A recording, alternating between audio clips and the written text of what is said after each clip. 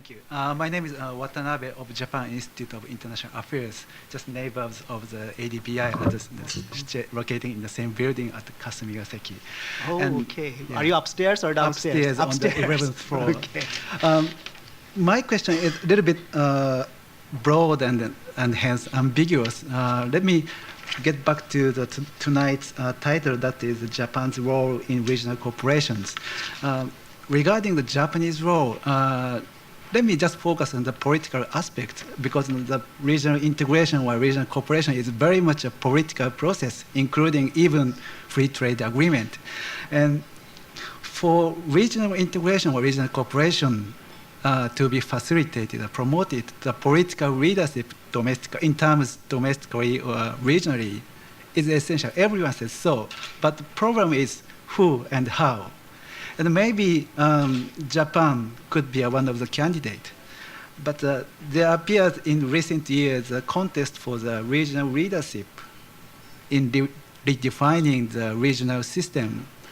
As the U.S. commitment is receding, maybe the country is preoccupied by Afghanistan and Iraq. And maybe Japanese side subconsciously assumes that Japanese leadership in the region is supported by its economic power. But in practice, in the recent article of the Dr. McIntyre, he said Japanese influence on ASEAN's policy option is much less than Japanese side expects. So there are many aspects. For instance, the Dr. McIntyre points out that there are very scarce interactions between Indonesia, for instance, and Japan, except for other sources of money in the form of ODA or FDI. And also the ASEAN witnessed the Japanese sudden giving up of the AMF initiative, as I mentioned, facing the US and the Chinese oppositions. So Japan may not automatically be able to exert its power. So how do you feel about some political aspects of the region? Thank you. Thank you. Another very deep and complex set of issues. And I don't want to simplify things too much.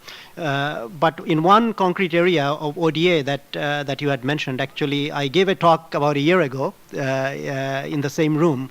And the problem there, and I'm sorry Professor Kawai could not come here. He knows a great deal about the contemporary situation than probably anybody else in Japan on this topic.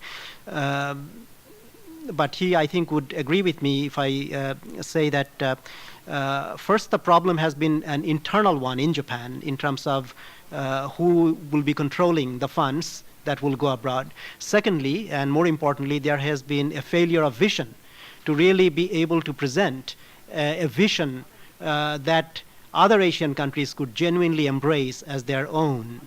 And the third problem really has been, even with very quantitatively large amounts of aid, it has been restricted to a few countries in Asia, actually.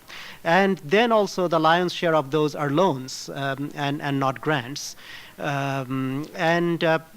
Japan seems to easily, and this is probably the part where Professor Kawai may not agree with me, so I very much wish he were here.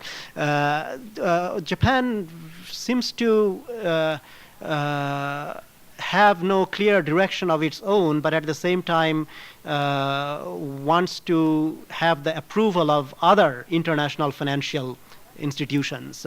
So that poses a problem, because those institutions are never sure that Japan really is with them, because it has its own agenda. And Japan doesn't seem to be sure of whether it has its own agenda or not. So this is actually a serious problem of creating a substantive vision. But I suggest that to create this vision, Japan has to work with other Asians. And again, you have to start with the very basics. There are very few Japanese who actually speak the languages of other Asian countries. You know, most Japanese want to learn English, and that's understandable. And I think it's good that we are getting close to having an international language. But Japan really needs to have many more people who are conversant with the language, culture, history of other Asian countries, these very complex societies. and simply getting a PhD in economics from a US university and coming back to Japan and trying to use the textbook ideas will not work, actually, even for Japan. And other Asians, I think, are smart enough to know that, that is another kind of rhetoric that they may sometimes themselves use. But in practice, as Peter knows from his long experience with Indonesia and others here who have worked in the field all are aware of, in practice, they will follow whatever they think might work for them. So it is a very serious problem, but I think the first step to solve that problem is for Japan to sort out its internal bureaucratic mess, and I use the word mess advisedly. And secondly, then to proceed to really engage with genuine dialogue and genuine cooperation. And if Japan wants to be a leader, then it has to also sacrifice some of its short-term interests, as the US actually did in the 1950s. US was a very good leader, actually, for that reason, that they had a vision, they articulated it well, and they shared partnership, although they always led, and they put the resources forward to do that, right? The biggest example of which is probably the Marshall Plan. Europeans, French and German, they decided that enough was enough, and they pursued a vision consistently. And now is the challenge for Europe, whether the big powers can actually sacrifice enough to get the smaller countries to go with them without feeling that they are just being dragooned into something. So Europe also has a problem, but I think the more people like you and others discuss this issue within Japan, the more articulate and self-aware Japan is on this, and the more analysis is brought to bear upon this question. And from a multidisciplinary perspective, I'm an economist, but I really strongly believe in multidisciplinary perspective. But as Herbert Simon once said, that if you want to be interdisciplinary, you should know at least two disciplines well. So again, you can get bogged down in a rhetoric of being multidisciplinary, but it remains restricted at the level of rhetoric. So we need serious economists, political scientists, sociologists, anthropologists, historians, all kinds of social scientists, along with physical scientists, health scientists, and others working together in this. Yes, please.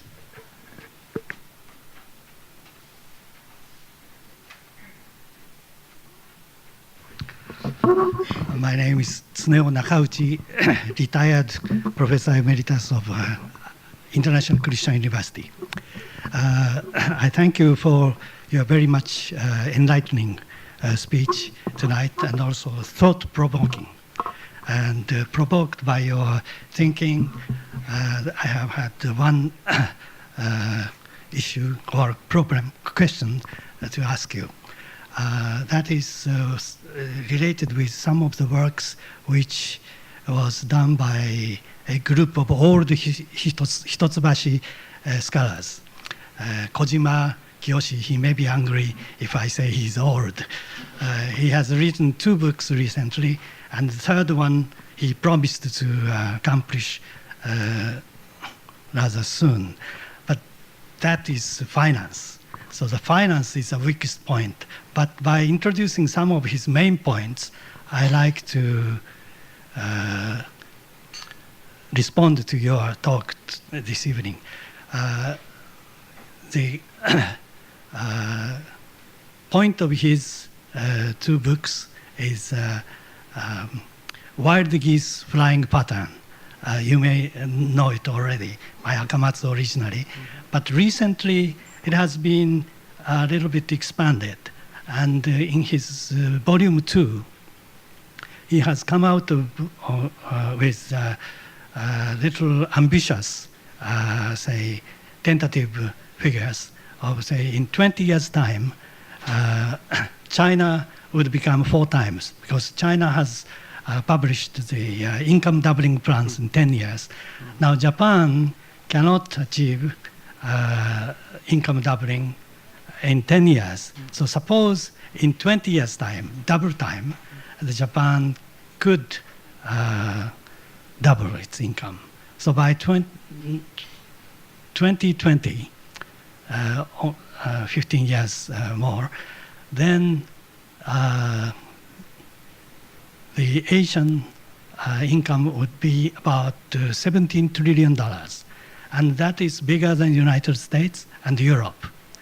So the point of this is, suppose this Asia, with its potentiality, grows on this, and Japan has to grow under this assumption 3.5% per annum. That is maybe difficult, but that is within feasibility. Depends on the policy. But suppose Japan could take more positive policy, it would. And also China, although much controversy is going on, many things of the Chinese commodities and Japanese are not conflicting. It's still, helping each other in a sense, because China and Japan has a different stage. Even though in some parts they have conflict. Suppose we go in this way, and India, and sooner or later Africa too. But Africa is a little bit far away, so let's confine to Asia. But in $17 trillion would be a very big economy.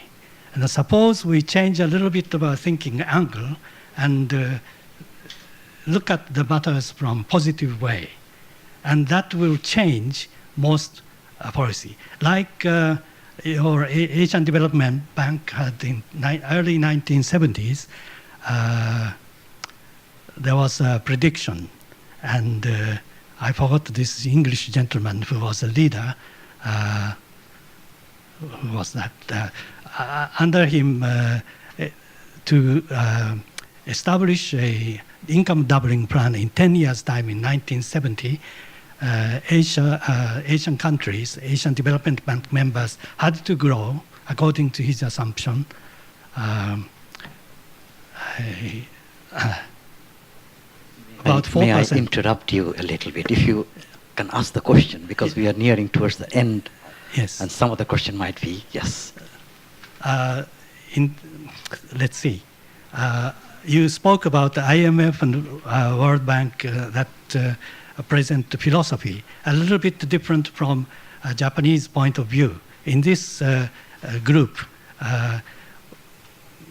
there are many things to agree with, but there are some Washington consensus, not in a way, exactly.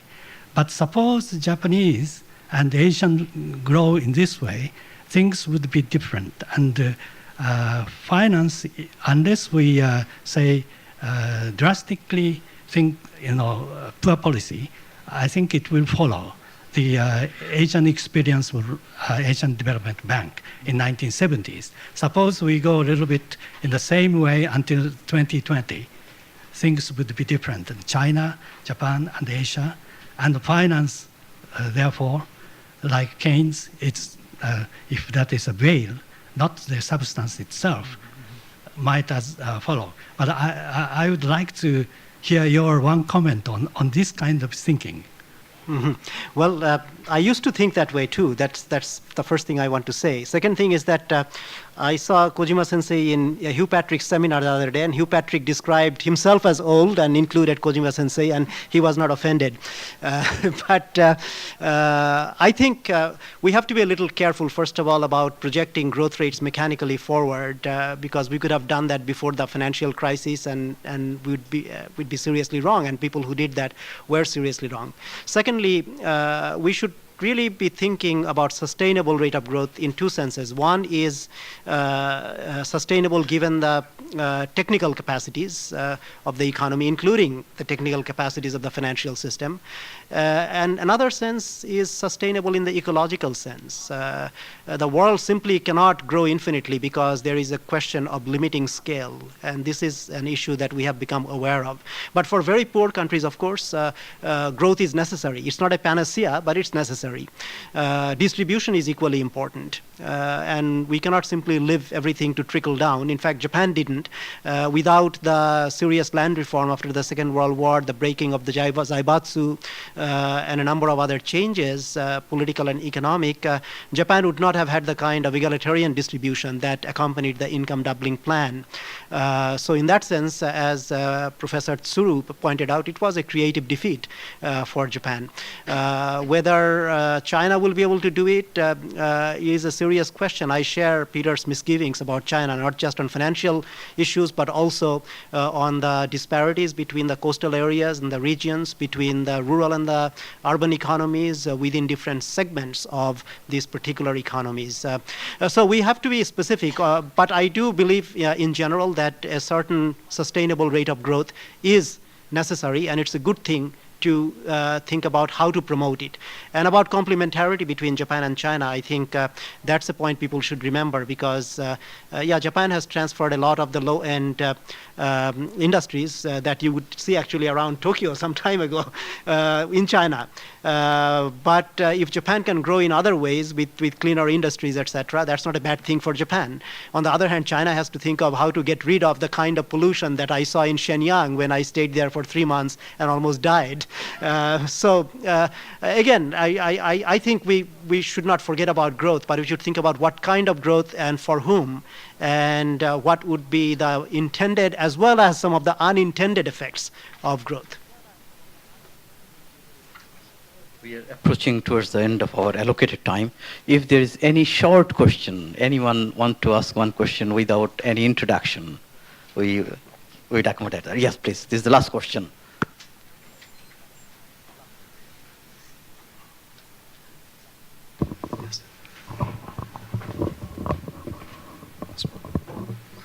Thank you. Thank you, Dr. Kang, for very pleasant and very nice presentation. Well, the short question I was promised to ask was that there were swapping arrangements between China and Japan and Korea, and many scholars actually in Korea took interest of it. And in your opinion, how strong would that swapping arrangement would be to prevent probably the rising of the next crisis, if ever, in China or Japan, even Korea? Thank you. I think for Korea and Japan, certainly it would be very important. For China, since it still has a fairly closed capital account, it is not as important now, but it will be, because eventually China will liberalize. That is clearly the direction in which they want to head, but they are cautious, I think, for good reasons. But the actual extent is a question, and how we can deepen and broaden the arrangements. We are clearly at a much better situation than we were in 1997, when nothing was hedged at all. And that was clear for not only Thailand, which collapsed in a matter of days because of this non-hedging, among other things, but also Indonesia, and surprisingly Korea, actually. So the fact that Korea has learned from this is, I think, encouraging. And what we need to do is to not only just think of swap, but all other kinds of hedging mechanisms that financial markets can use. And one has to be careful here, though, because sometimes we argue, for example, that derivatives actually are risk-reducing things, but only under some circumstances, because they can also be destabilizing.